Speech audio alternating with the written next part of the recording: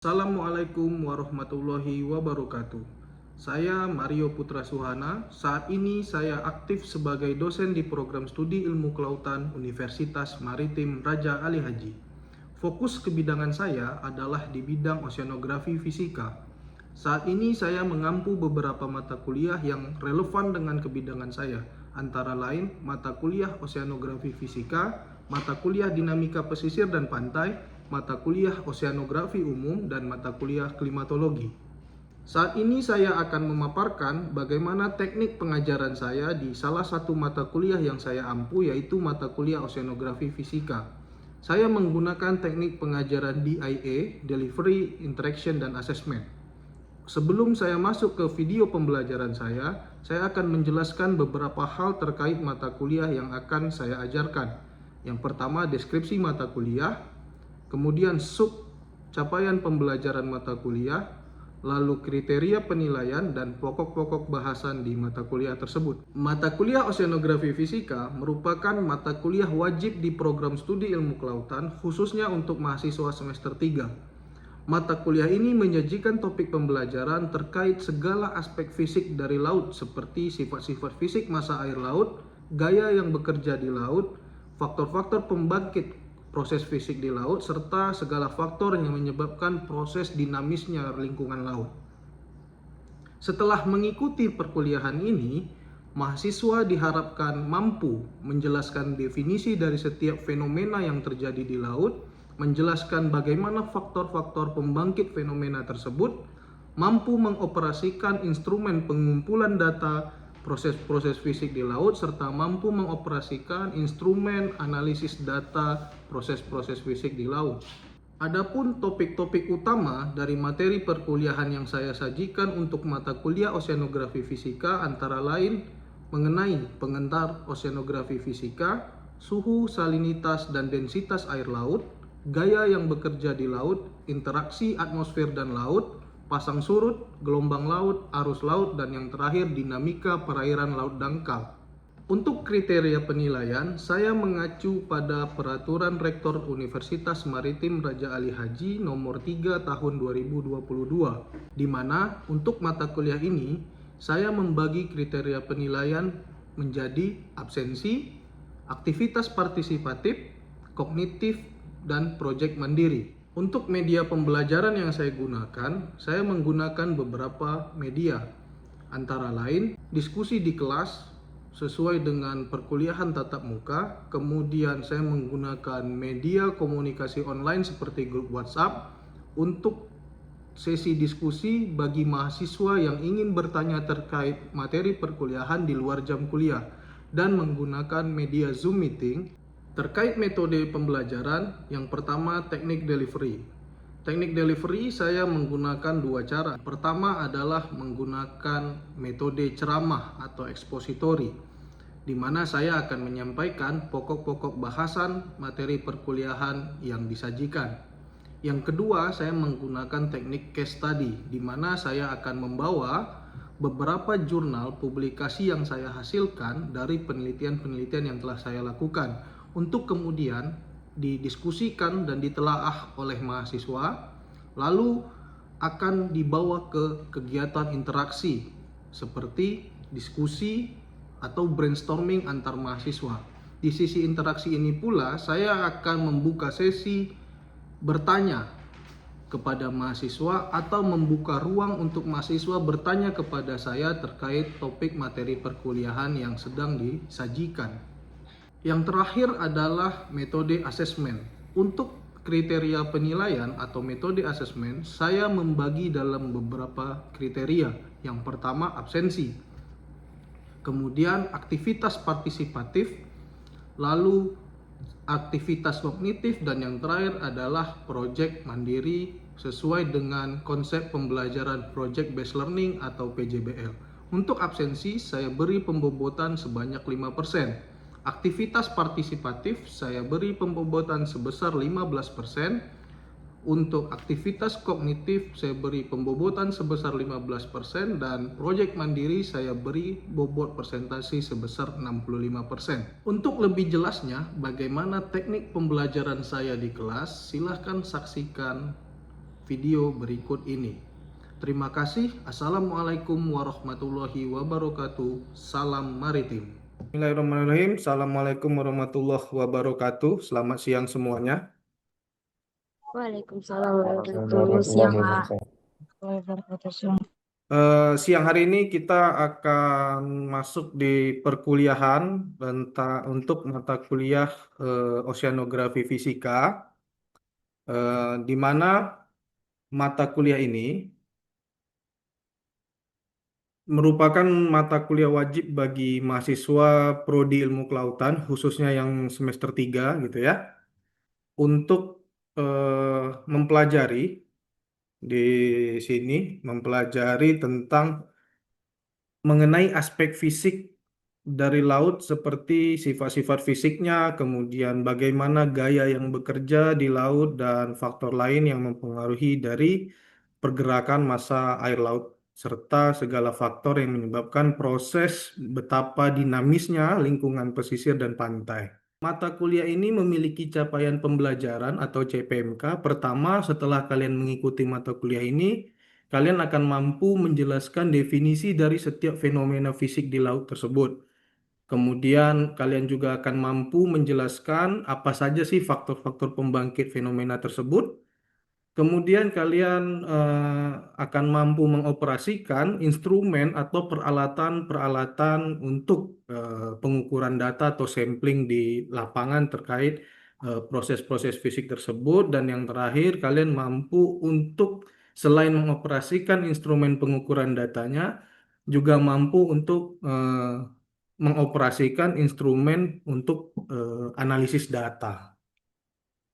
Lalu yang selanjutnya ini adalah bentuk kriteria penilaian ya, di mana kriteria penilaian itu mengacu pada Peraturan Rektor Umrah nomor 3 tahun 2022, di mana absensi perkuliahan itu bobotnya diberikan lebih kurang 5%. Kemudian ada aktivitas partisipatif. Aktivitas partisipatif ini adalah tentang bagaimana keterlibatan dan keaktifan kalian ketika perkuliahan di kelas gitu, seperti aktif bertanya, aktif berdiskusi. Lalu ada penilaian kognitif sebesar 15%, itu dijabarkan dengan 5% dari tugas dan kuis, lalu ada 5% UTS, 5% UAS. Lalu ada proyek mandiri dengan bobot tertinggi 65%, karena mata kuliah Oceanografi Fisika untuk saat ini sudah berbasis kurikulum Outcome Based Education atau OBE. Lalu selanjutnya, ini adalah topik-topik utama materi perkuliahan.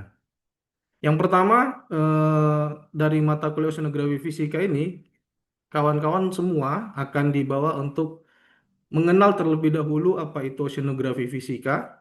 Lalu selanjutnya kita akan berdiskusi atau membahas mengenai suhu, salinitas, dan densitas air laut. Nah, lalu kemudian kita akan berdiskusi tentang gaya yang bekerja di laut, kemudian interaksi atmosfer dan lautan. Lalu kita akan mempelajari, nah ini dia bagian spesifik dari oceanografi fisika, yaitu fenomena-fenomena fisiknya, seperti pasang surut, gelombang laut, dan arus laut. Lalu kita akan masuk ke topik terakhir sebelum kita masuk ke proyek mandiri, yaitu topik tentang dinamika perairan laut dangkal. Selanjutnya, ini adalah model pembelajaran untuk mata kuliah Oceanografi Fisika. Yang pertama, ekspositori atau ceramah. Artinya ini perkuliahan konvensional di dalam kelas, saya menyampaikan materi, kemudian mahasiswa bertanya, diskusi. Lalu model pembelajaran kedua itu case method. Case method artinya nanti ada pertemuan-pertemuan yang saya akan membawa suatu kasus.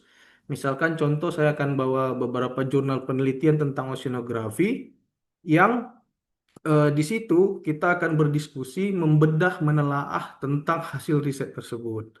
Lalu model pembelajaran yang selanjutnya adalah PJBL atau Project Based Learning. Nah, di model pembelajaran yang seperti ini, itu nanti teman-teman akan saya berikan tugas sebuah kasus yang harus kawan-kawan selesaikan bersama, baik itu mungkin secara mandiri atau berkelompok, tergantung nanti case atau problem yang akan saya bawa ke kelas. Dan tentunya ada praktikum karena bagaimanapun juga oceanografi fisika ini adalah mata kuliah yang mengharuskan adanya praktek lapangan. Jadi sebelum kawan-kawan melaksanakan praktek lapangan, maka akan ada praktikum rutin yang harus dilaksanakan agar nantinya saat di lapangan, entah itu saat melaksanakan proyek mandiri atau ke depannya melaksanakan tugas akhirnya akan sudah lebih familiar terkait penggunaan peralatan-peralatan dari eh, yang biasa digunakan untuk riset-riset di oceanografi fisika. Lalu ini ada referensi bahan ajar. Saya banyak menggunakan buku-buku tahun lama karena eh, cukup dan masih relevan untuk materi kompetensi yang saya eh, bebankan kepada mata kuliah oceanografi fisika dan beberapa pengalaman riset dan publikasi saya di dalam jurnal. Nah, itu yang akan menjadi referensi bahan ajar dari mata kuliah oceanografi fisika sekarang ini. Jadi sebelum saya masuk ke materi hari ini, saya akan mereview sejenak materi pendahulunya. Kita tahu bahwa oceanografi fisika itu merupakan eh, cabang keilmuan dari oceanografi. Seperti namanya, maka oceanografi fisika ini secara spesifik adalah ilmu yang mempelajari segala hal tentang lautan, tapi dari aspek fisiknya. Jadi yang dibahas di oceanografi fisika ini adalah sifat-sifat fisik dari air laut seperti pasang surut, arus, dan gelombang laut. Nah, selain itu juga tentu dibahas proses serta interaksinya dengan lingkungan bahkan dengan atmosfer. Kemudian selain itu juga ada masalah-masalah di laut yang notabene sebenarnya permasalahan-permasalahan di laut itu selalunya bersifat fisik seperti itu. Untuk hari ini ya, kita akan diskusi tentang salah satu proses fisik di laut, yaitu pasang surut. Tentang pasang surut ini kita akan bahas atau diskusi definisinya, kemudian apa sih faktor-faktor yang menyebabkan terjadinya pasang surut, kemudian instrumen pengukuran pasang surut itu apa saja, lalu bagaimana metode analisisnya, dan apa aja tipe-tipe pasang surut tersebut. Nah, baik yang pertama tentang definisi. Jadi, pasang surut itu adalah proses fisik di laut, yang mana proses fisik di sini kita sebut sebagai gerak air di laut ya. Jadi, pasang surut merupakan fenomena naik turunnya air laut yang terjadi secara berkala dan berkelanjutan atau kontinu yang disebabkan oleh adanya gaya tarik-menarik antara benda-benda langit seperti bumi, bulan, dan matahari. Pertanyaannya bagaimana proses pasang surut itu bisa terjadi, gitu. Balik ke definisi bahwa pasang surut itu merupakan proses naik turunnya air laut karena adanya interaksi gaya tarik-menarik antara bumi, bulan, dan matahari. Tapi bagaimana caranya? Nah, kita tahu bahwa bumi, bulan, dan matahari itu punya gaya tarik sendiri. Jadi kalau dari gambar ini yang panah merah, ini adalah saya asumsikan sebagai dorongan atau gaya tarik gravitasi ya. Artinya gaya tarik masing-masing objek itu mengarah ke inti objeknya masing-masing. Besaran panah ini juga saya jadikan referensi, artinya semakin besar gambaran panahnya ini maka gravitasinya semakin besar. Kira-kira proses pasang surut itu adalah seperti ini. Ini jadi ada gambar lingkaran di belakang bumi ini. Kita anggap itu adalah perairan yang ada di permukaan bumi. Nah, kalau kita masih mengenyampingkan adanya posisi bulan di sudut kiri atas dari bumi tersebut, maka gaya gravitasi yang bekerja di bumi itu hanya gaya gravitasi eh, si buminya sendiri gitu loh. Sehingga kalau kita lihat lingkaran abu-abu yang kita asumsikan sebagai perairan ini ukurannya di setiap sudut atau di setiap arah itu sama. Nah, sekarang di slide selanjutnya kita lihat anggap posisi bulan itu ada di kiri atas gitu ya. Ada di posisi kiri atas yang mana bulan itu juga punya tadi gaya gravitasi. Lalu bumi juga punya gaya gravitasi. Nah, ketika posisi bulan di sudut kiri atas ini contohnya, kita bisa lihat ada perubahan bentuk atau posisi dari si lingkaran yang kita asumsikan sebagai perairan ini, di mana yang ke arah bulan itu dia lebih luas atau lebih tinggi atau lebih panjang, sementara di sisi yang jauh dari itu atau sisi lain yang tidak ada posisi bulannya itu lebih rapat ke arah bumi. Artinya, walaupun eh, di bulan gravitasinya lebih ringan atau lebih rendah dari bumi, tapi karena dia beredar terus-menerus kan, ya bulan itu kan mengelilingi bumi tuh. Nah, ketika dia pada satu titik tertentu, area yang sejajar dengan bumi antara bulan dan bumi ini akan ada bantuan gaya tarik menarik antara bulan dan bumi gitu loh. Sehingga air laut yang ada di permukaan bumi itu tidak sepenuhnya tertekan ke inti bumi. Oleh sebab itu, area yang tidak dilewati oleh bulan tersebut terjadi proses air surut. Sementara yang posisi belahan bumi yang dekat dengan bulan, maka airnya akan mengalami proses pasang gitu. Lalu kita masuk ke instrumen atau alat pengukuran pasang surut. Nah, instrumen pengukuran pasang surut itu udah banyak, apalagi dengan semakin berkembangnya zaman, semakin cepatnya updating teknologi, maka dilakukanlah pembaharuan yang mana itu juga menyasar pada instrumen-instrumen pengukuran data-data oceanografi, salah satunya pasang surut. Nah, di era 2000 ke bawah ya, tahun 2000 ke bawah atau di awal-awal sebelum masuk tahun-tahun milenial ini, kita ngukur pasang surut itu masih menggunakan palem pasut atau tiang berskala namanya, gitu. Jadi ada tiang eh, kita kasih ukuran per meter atau per senti, biasanya per senti gitu kan. Nanti kita akan tambatkan di dermaga.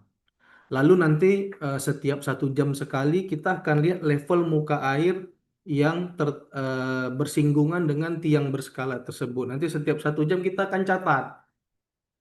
Kita akan catat berapa ketinggian muka airnya. Kita amati selama kalau pengamatan pasang surut itu sekurang-kurangnya 7 hari, lalu atau lebih baik 30 hari karena siklus satu periode bulan. Lalu berkembanglah zaman dan teknologi. Sekarang orang mengukur pasang surut sudah menggunakan teknologi yang mana peralatannya sudah tidak perlu mencatat manual, kita bisa rekam dalam bentuk memori sehingga efisiensi dari waktu dan tenaga. Nah, kalau yang sekarang banyaknya menggunakan teknologi Tide Master gitu ya. Jadi Tide Master ini bedanya dengan tanpa sud. Kalau Tide Master itu dia yang dia ukur tekanan, bukan tinggi muka air. Jadi nanti dari tekanan dia konversi tuh menjadi kedalaman. Jadi Tide Master yang kita punya di kampus ini sebenarnya yang diukur bukan tinggi muka air kalau digunakan, tapi yang dia ukur adalah pressure atau tekanan. Nah, nanti tekanan itu dia konversi ke dalam satuan entah senti atau meter, satuan kedalaman gitu. Jadi misalnya tekanan 1 desibar itu setara dengan berapa meter kedalaman. Nah, seperti itu. Kenapa sekarang jadinya yang diukur itu tekanan? Karena eh, kalau kita menggunakan papan pasut atau tiang berskala ini, banyak errornya, banyak satu eh, biasnya itu human error yang pengamatan, yang kedua faktor lingkungan. Faktor lingkungan yang paling sering akan menjadikan bias gitu, walaupun bias data itu nanti saat analisis bisa kita koreksi. Pertama gini, pengamatan dilakukan 1 jam sekali. Kemudian nanti ketika dia pengamatan, si peneliti melakukan pengamatan ke tiang berskala gitu ya, pas di jam pengamatan dia lihat, oh tinggi muka airnya 1 meter nih misalnya. Tapi ternyata 1 meter itu karena barusan ada pengaruh kapal yang lewat gitu. Jadi gelombang empasan kapalnya mempengaruhi ketinggian air laut di dermaga. Sementara gangguan itu terjadi saat dia kebetulan merekam data, mencatat data. Sehingga yang dia catat tentu ketinggian muka air saat dia lihat. Nah, itu bisa jadi error. Padahal ketinggian aslinya mungkin bisa kurang atau lebih dari 1 meter misalnya. Nah, bias ini Akhirnya dikoreksi, itulah perkembangan teknologi tadi, digunakanlah Tide Master. Nah, makanya Tide Master itu konsepnya yang dia ukur tekanan, artinya perubahan kedalaman sesaat ya karena pengaruh kapal itu nggak akan pengaruh karena yang dia ukur tekanan, kan sensornya ditanam di dasar laut. Jadi seperti itu konsepnya. Nah, selanjutnya tentang metode analisis pasang surut. Jadi di metode untuk analisis data pasang surut ini umum yang digunakan itu metode Admiralty dan least square. Kalau least square itu nama lainnya metode kuadran terkecil. Nah, metode Admiralty dan metode least square ini intinya sama-sama untuk menganalisis data pasang surut untuk menghasilkan data komponen harmonik pasang surut. Ya, konstanta harmonik yang terdiri dari amplitudo dan sudut atau perbedaan fase. Bedanya, kalau Admiralty itu sangat proper kalau untuk data pengamatan 30 hari. Sementara kalau least square itu sangat proper untuk pengamatan 7 sampai 15 hari. Bedanya cuma di situ penggunaannya. Nah, nanti hasil analisis ini akan mendapatkan tipe-tipe pasang surut gitu loh. Jadi ada tipe-tipe pasang surut itu bisa kita lihat dari konstanta harmonik yang dihasilkan dari metode analisis tersebut. Nah, ini ada beberapa. Sebenarnya komponen harmonik pasang surut itu ada banyak, bisa ratusan. Tapi biasanya yang dipakai adalah 9, lebih kurang 9 komponen utama ini. Lalu tipe-tipe pasang surut itu ada 4 umumnya ya. Tipe pasang surut ganda, tunggal, campuran dominan ganda, dan campuran dominan tunggal. Kalau ganda itu biasanya terjadi 2 kali pasang, 2 kali surut dalam dalam 1 hari. Kalau yang tunggal kebalikannya, 1 kali pasang, 1 kali surut dalam 1 hari.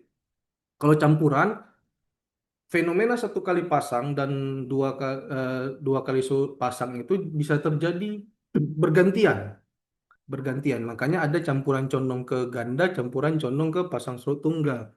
Kalau dia condongnya ke ganda, artinya dalam satu siklus periode bulan pasang surut yang 2 kali pasang 2 kali surut itu lebih sering terjadi ketimbang 1 kali pasang 1 kali surut. Nah, itu kebalikan dari yang campuran condong harian tunggal, di mana 1 kali pasang 1 kali surut itu lebih sering terjadi dalam satu siklus periode bulan. Nah, ini gambarannya ya. Yang pertama yang di atas itu yang ganda, yang D ini yang tunggal, yang paling bawah cuma ada kesalahan penamaan. Jadi bisa kalian lihat perbedaan pola pasang surutnya ya. Kemudian di tahun 61 ada namanya peneliti Klaus Wittke. Dia ini melakukan pengamatan atau riset tentang oceanografi di perairan Asia Tenggara. Nah, dari risetnya inilah sampai sekarang masih digunakan. Dia membagi wilayah Asia Tenggara itu perairan-perairannya dengan posisi pasang surut tipe-tipe yang berbeda.